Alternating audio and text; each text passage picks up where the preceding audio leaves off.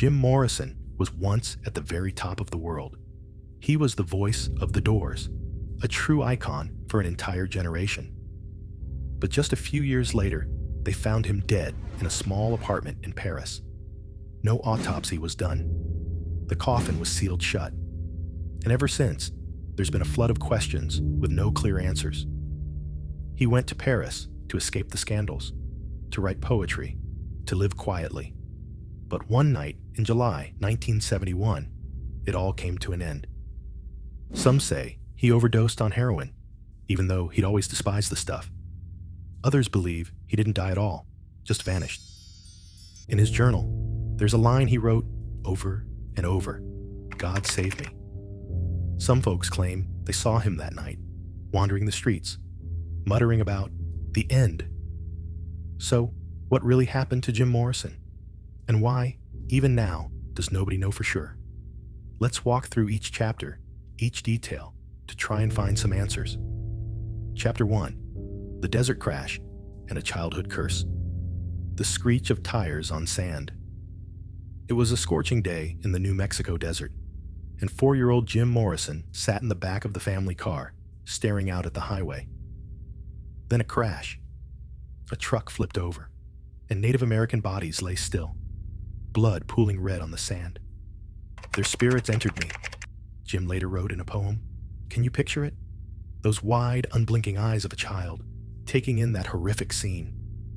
The screech of tires. He said he could never stand that sound for the rest of his life. The Morrison household wasn't a warm place. Jim's father, George, a Navy admiral, ran the home like a military base. No physical punishment, but his words cut like a knife. "Stand up straight, Jim," he'd bark, as if Jim were a raw recruit. His mother, Clara, tried to soften things, but the constant moves, from Florida to California, then Virginia, left Jim rootless. No close friends, just books, voices from another world. Nietzsche, Rimbaud, Kerouac. Those pages became his sanctuary, a place where he could dream of a life free from orders, free from his father's shadow. But that desert crash, as a friend later recalled, changed Jim. He started drawing strange images, faces without clear features. Some said Jim believed the spirits of the dead had latched onto him. Was it true? Nobody knows for sure. But later, in his songs, blood and ghosts kept showing up, like a haunting refrain. The screech of tires. He said it echoed in his dreams, whenever he closed his eyes. At school, Jim was a rebel. He'd fake brain tumors to skip class, driving his teachers up the wall. His father called it undisciplined behavior. But was it? Or was Jim running from something darker, something his family couldn't grasp? Here's an odd detail. His sister, Anne, said Jim kept a small notebook filled with lines like, "I see them in my dreams." Crumpled pages, covered in scribbled words. But that notebook? It's gone. Vanished. Like the spirits he wrote about. Did his father destroy it? Or is someone out there holding onto it, guarding a secret? Then there's a story few people know. In 1966, right after the Doors were formed, Jim quietly went back to New Mexico. Alone. Nobody knows what he was looking for. A friend said he stood for hours on that old highway where the crash happened, as if facing something head-on. The screech of tires. Did it ring out again? Were the spirits from that highway really haunting Jim Morrison? Or was that secret trip to New Mexico a clue to something bigger? Chapter 2. The Venice Stone and the First Betrayal. In 1965, a homeless guy with torn clothes sleeping on a rooftop at Venice Beach scribbled poems in a tattered notebook. That was Jim Morrison. Can you imagine it? A drifter, living off cheap booze and LSD, who'd go on to become the voice of a generation. Fate picked him, but it also put him on a tightrope between stardom and darkness. In his pocket, he always carried a small, smooth stone he'd picked up from Venice Beach. "It reminds me of freedom," he once told a friend. Jim had just graduated from UCLA, but didn't bother showing up for the ceremony. He cut ties with his family. His father, George, called it betrayal.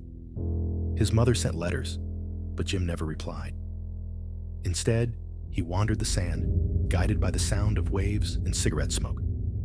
One day, under a sunset glow, he ran into Ray Manzarek, an old college friend. Jim started humming Moonlight Drive, his voice low, like he was reciting a dream. Ray was floored. "We've got to start a band," he said. And just like that, the Doors were born. But before the stage lights, Jim had a love. Mary Werbelow, a girl he'd met in Florida, followed him to Los Angeles. She was his light, the one who later, in an interview, said the first 3 Doors albums were about her. But Mary left. "He's just a poet," she said, not believing Jim would ever make it. Her departure cut deep. A fan on a forum in the 2000s and 20s claimed Jim wrote her a letter, calling her his muse. If that letter ever existed, it's gone now, just like the stone he'd clutch when he thought of her. Venice Beach was where Jim became a poet, but it's also where he started to unravel. He drank more, took LSD more often. A friend said Jim would sit alone on the beach, staring at the waves, muttering about loss. His father once wrote, telling Jim he had no talent and should find a real job. Those words stung like a blade. Jim lived like there was no tomorrow, as if trying to drown out his father's voice, Mary's voice, even his own. Here's a strange detail. One morning, a passerby said they saw Jim writing a poem in the sand with a dry stick. Faint lines about a door to the darkness. Nobody snapped a picture of it.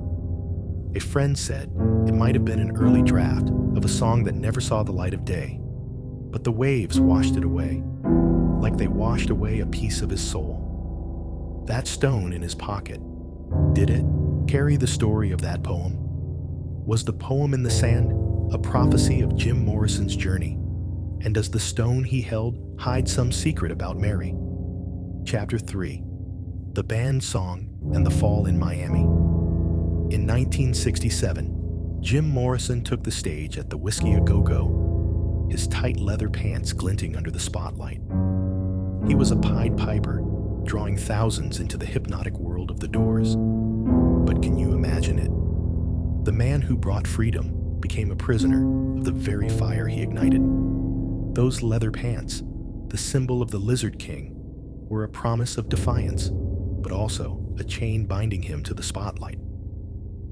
Light My Fire shot the Doors to the top, hitting #1 on the Billboard Hot 100. Jim danced like a shaman, his voice pulling crowds into a dreamlike trance. But the stage lights blinded him. On the Ed Sullivan Show, they told him to change the lyric, "Girl, we couldn't get much higher," to "better." Jim, in his leather pants, flashed a sly smile, eyes gleaming, and sang the original words. Ed Sullivan was furious, canceling 6 more appearances for the band. He did it on purpose, a friend later said. Jim didn't apologize. He wanted to shatter every boundary. But then, in 1969, Miami happened, and everything came crashing down. A sweltering, packed auditorium.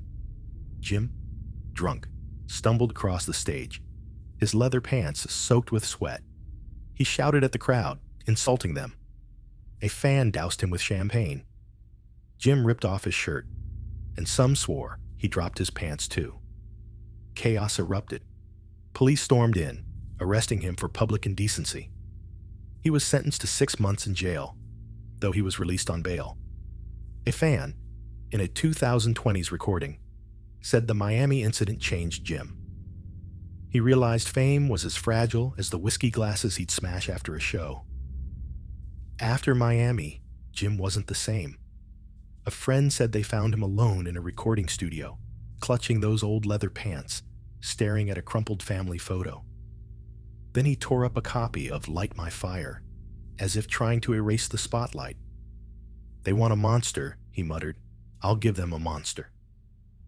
Those words, like a code, made some wonder if he was hinting at something bigger.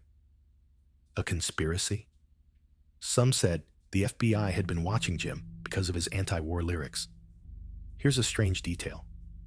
A few days after Miami, a studio worker found a crumpled note in the trash, scribbled in Jim's handwriting. "The lights will burn me." Nobody knows who it was meant for. Was it a premonition of his fate? Those leather pants, once a symbol of rebellion, now lay crumpled in a corner, a reminder of what he'd lost. Did Jim Morrison deliberately turn himself into a monster in Miami? Or did the stage lights and those leather pants pull him into a larger conspiracy? Chapter 4. A Saving Love or a Broken Promise. In 1966, under the dim lights of a Sunset Strip bar, Jim Morrison met Pamela Corson, the one woman he truly loved, but also the one who brought him closest to his downfall. Can you picture it?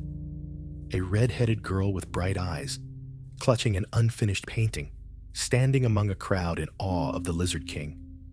That painting, its rough, scribbled lines, became a symbol of their love, beautiful but incomplete, just like their lives. Jim called Pamela his cosmic mate. They held hands, laughed, but also fought fiercely, like waves crashing against rocks. Their love was like a Doors song, full of passion but laced with pain. Jim wasn't faithful. He slept with fans, groupies, even Grace Slick from Jefferson Airplane. One drunken night, he insulted Janis Joplin at a party. She smashed a whiskey bottle over his head and walked out. But Pamela stayed. A friend said she kept that unfinished painting in their small apartment, a reminder of the days they dreamed together. Their relationship was a cycle with no way out. Jim and Pamela broke up, then got back together. He wrote Love Street for her, but he also pulled her into heroin addiction. A friend recalled seeing Jim cry after a fight with Pamela. "She's everything to me," he said, his voice breaking, clutching the painting they'd once worked on together. But one night, in a drunken haze, they burned all their old letters. The flames consumed their words of love, their apologies. "We don't need them anymore," Pamela said, but her eyes were red with tears. The unfinished painting stayed, like an unhealed scar. Jim dedicated poetry to Pamela, but he kept hurting her. A fan, in a 2020s recording, claimed Jim wrote a letter to Pamela, saying he regretted causing her pain. If that letter ever existed, no one's seen it. Did Pamela keep it, or did it burn with the others? When she died in 1974, also from heroin, friends said she still had that painting with her, as if carrying a piece of Jim. Here's a strange detail. A friend said that after one fight, Pamela tried to tear up the unfinished painting, but Jim stopped her.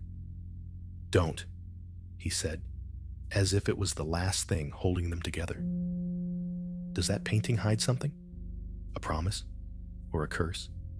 Was Jim and Pamela's love the only light in his darkness? Or is that final letter? Who's holding it?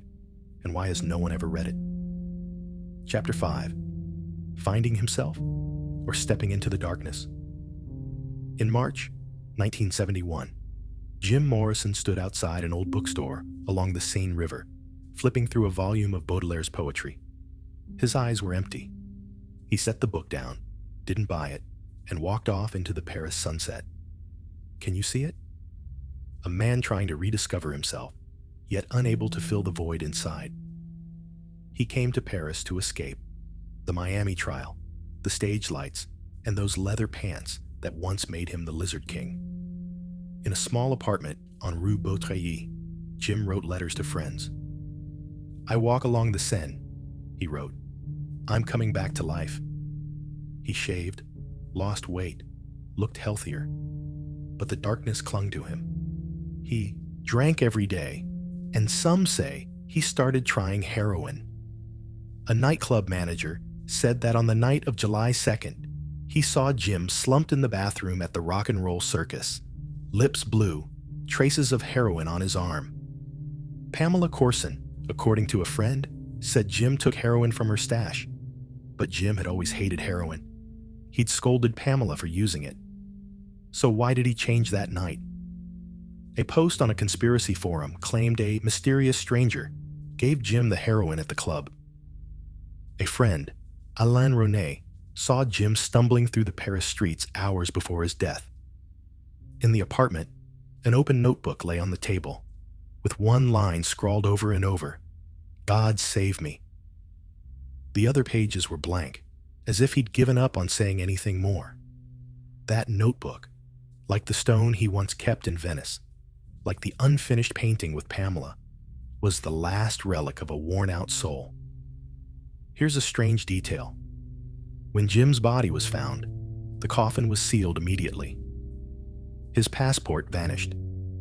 Some believe he faked his death and slipped away somewhere.